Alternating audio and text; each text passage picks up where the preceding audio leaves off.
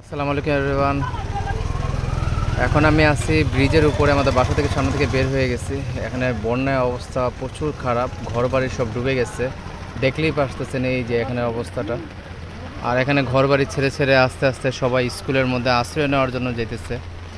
প্রচুর অবস্থা খারাপ, যা বলার বাইরে। হঠাৎ করে যে এত বৃষ্টিটা বাড়লো, যা বলার বাইরে।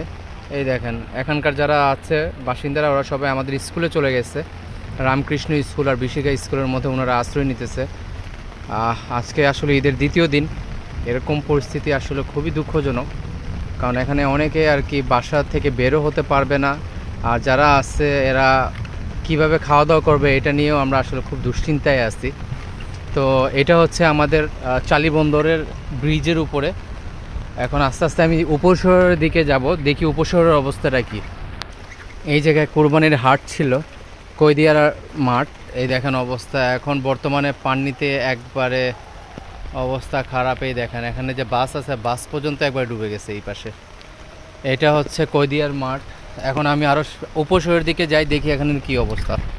এটা হচ্ছে ল কলেজের সামনে। এই যে ল কলেজের অবস্থার সামনেই দেখেন গাড়ির কী অবস্থা, ভ্যান গাড়ি সব কিছু ডুবে একবারে যা তা অবস্থা। এটা হচ্ছে রোজভি হোটেল। আমি অলরেডি চলে আসছি উপশহরে।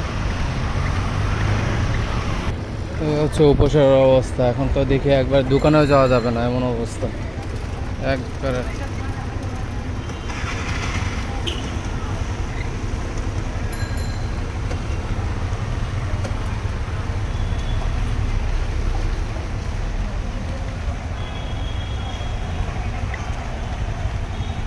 একবার ভয়াবহ অবস্থা, আল্লাহ মাফ করুক সবাইরে।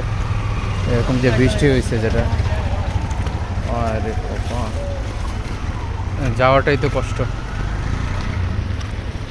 যাক, আল্লাহ মালিক, আল্লাহ সবাইকে ভালো রাখুক। দোয়া করবেন সবাই আমাদের জন্য। এখানে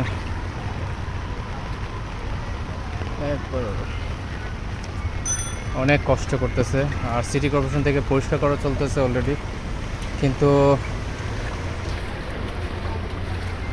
সিটি কর্পোরেশন থেকে আসছে, ওনারা পরিষ্কার করতেছে সবাই। তো ঠিক আছে, ভালো থাকেন, সুস্থ থাকেন, দোয়া করবেন সবার জন্য। আল্লাহ হাফিজ।